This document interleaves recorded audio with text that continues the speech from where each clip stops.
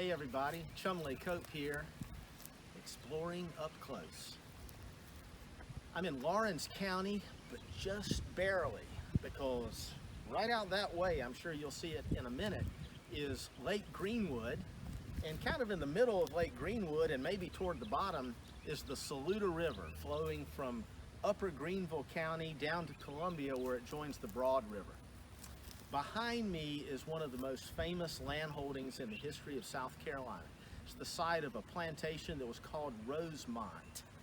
There's quite a story about the floral history of Rosemont, but that's for another day.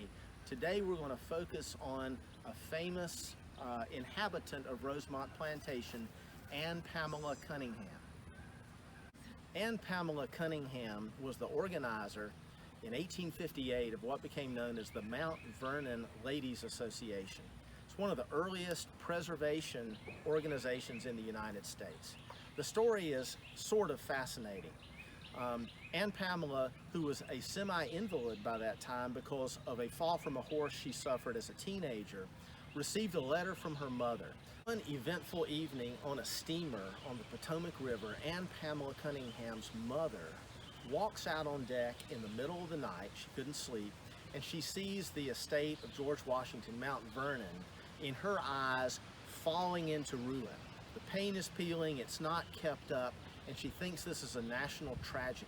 So she writes a passionate letter to her daughter saying, if state governments and federal governments have been unable to do anything about preserving Mount Vernon up to this point, why don't the ladies give it a try, she says. And this is the cry to battle for Ann Pamela Cunningham.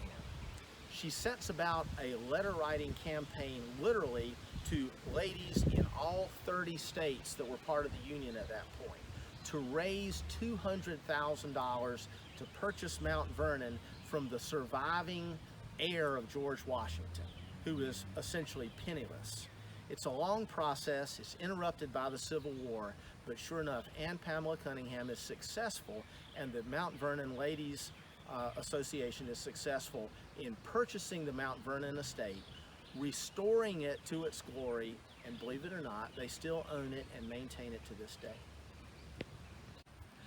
So, Rosemont Plantation was started by Ann Pamela Cunningham's grandfather, a guy named Patrick Cunningham.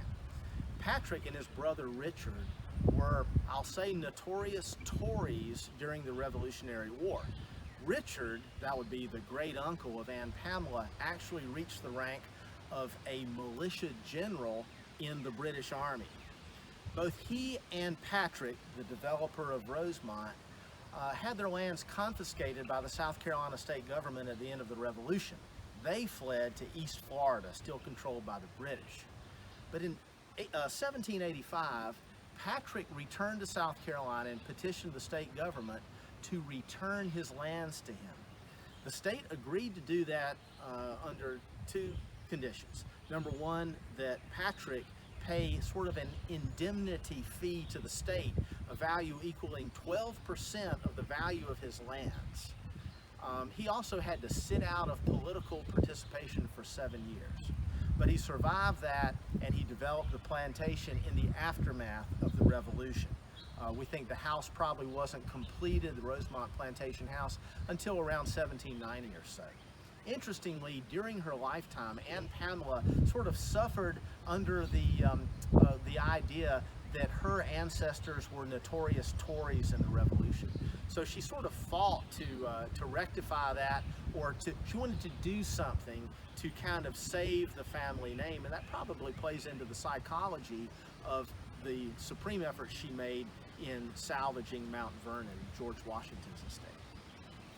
Here I am at the actual site of the Rosemont Plantation main house, and you can see this wonderful monument that's been put up behind me. It's funny, it's actually, the signature is Citizens of South Carolina, who have put this up in 1959. Doesn't look quite that old, but it's a memorial to Ann Pamela Cunningham, who was the famous resident here of Rosemont Plantation. All around me, we're on a marvelous piece of high ground overlooking what would have been the Saluda River straight in front of me. I'd say a quarter of a mile.